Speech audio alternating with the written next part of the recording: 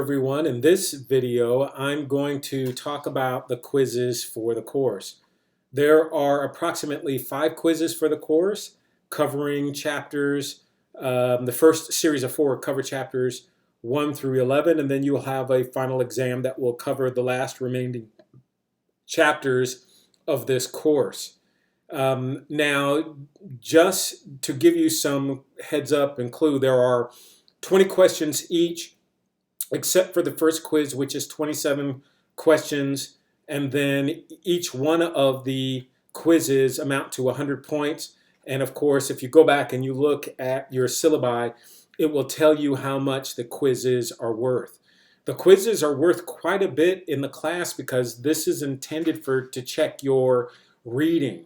Now, what I would do is I would focus in on with these quizzes is making sure that I read the chapters.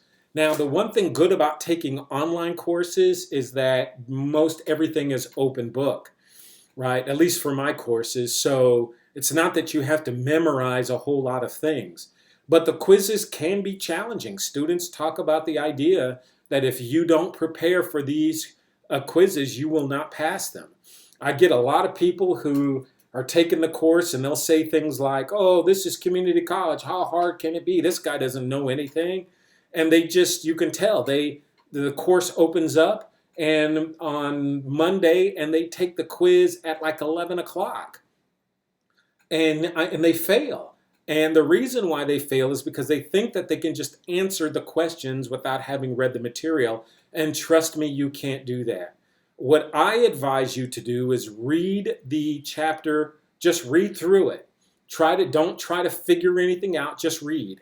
And once you read through the first chapters, or the chapters like 1, 2, and 3, then go back and tab your chapters. So for example, you can take a tab and write Revolution, or write Thomas Jefferson, or write George Washington crossing the Delaware. And that way what'll happen is that you, when you have to take the quiz and you see a question that says Stamp Act, you can really go to your book and you can flip over and look for the Stamp Act. Now, the problem with that is that, of course, the quiz is timed, right? So if you haven't read anything and you're just going to try to wing it without doing that, you're going to grind up all of your time looking for things, right? So you'll have to spend time reading, where if you kind of had a cursory knowledge of things, then you would be able to breeze through. My students say that they take notes and they do things like tab the book, or they do things like they'll just say on a piece of paper, they'll just list everything, Stamp Act, page 21 on a sheet of paper. Now, tabbing is fine. The problem with tabs is you end up with a book with a whole bunch of tabs, and when you're on quiz number 4, you've got all these tabs. Right. What I do is I tab the first 3 chapters. Then when I'm done with those chapters, I actually take the tabs and I'd say George Washington crossed the Delaware on a sheet of paper. I write that down, right, on what page it was. So that way when I need to refer to it, the tab is no longer there, but I have a sheet of paper and my tabs have moved on to the other chapters. That's what I do to try to keep my book kind of nice and neat and not overburdensome with tabs. And then it gets confusing and all that, and the tabs fall out. That's what I do. But whatever method works for you is fine. Now, the quizzes are about 120 minutes each, except for the final, which is longer. Now, if you're an individual who needs more time, no worries, because the 120 minutes is more than you would get in a regular course. So I've added extra minutes here, so there's no extra time I need to add if you need that. It's already built into the exams. So the questions come directly from the readings and directly from the book, heavily focused in on the book.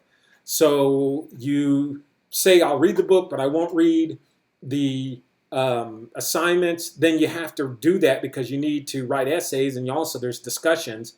So you're going to have to figure out how to do both. If you have any questions about the readings, any questions about the added material, you need to send me a message before you take the quiz, not after. Now, the quizzes themselves are multiple choice And then some of them, there may be one or two essay questions, not many, but they're just kind of randomly dispersed.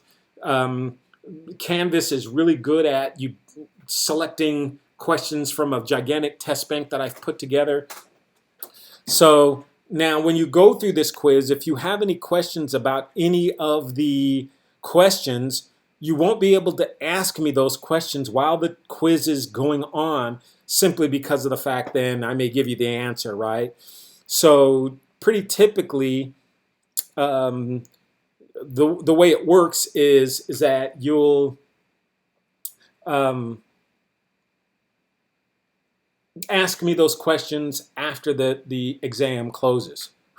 All right, so the quizzes themselves usually go from one day. So it'll open up here, like for example, this is on September 12th. And so what you'll do is it'll open up at 8 o'clock in the morning, and then it'll close at night, right? So it's about 11, let's see, 11:59 p.m. Right? And this one, it says September 12th, and I think that's on like a Thursday or something to that nature. And I think I'll go back and I'll make sure the dates are on the weekends or something to that nature. But the whole point is make sure that you look for the dates, right? And the dates will be adjusted as we move through the semester to make sure that everybody, there's accommodations for people, and I make sure I'm having on good days. Like most people don't work on Sunday, you might. So I'll probably get the quizzes to be over the weekend, so that way that way you won't be pressured to take any quizzes during the middle of the week, that sort of thing. Right? And I usually make them 2 days, so in case you have Sabbath day on either Saturday or Sunday, right, you can figure out what day works for you best to take the quizzes. Now, okay, so the time for the quizzes. Now, what I advise you to do is do not start the quiz until you're prepared. Don't open the quiz and say, oh my God, I haven't read the chapters, and no, this is a lot harder. So you grab the book and start reading. When that 120 minutes closes, the test bank closes. So only start the quiz when you are absolutely ready. So you wake up on that Saturday morning and you need one more chapter to read. Don't start the quiz. Read that chapter, then start the quiz.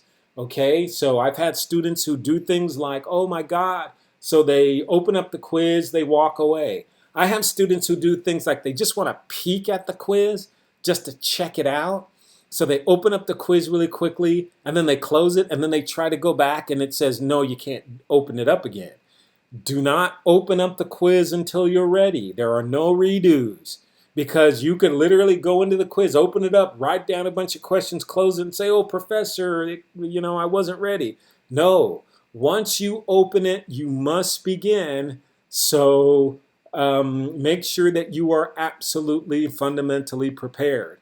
There's really not a whole lot for me to tell you about the quizzes, except for the fact that the quizzes are interspersed throughout the semester. So if we go to module view, right, you can see that there are quizzes, chapters 1, 2, and 3, 4, 5. I probably will relabel these like quizzes or something, so that way you'll be able to see them better. But that's essentially it. So the quizzes themselves come directly from the book, from the readings, from the videos. So make sure that you do all of the work and don't start the quizzes until it's absolutely necessary to do so, right? All right, so good luck to you.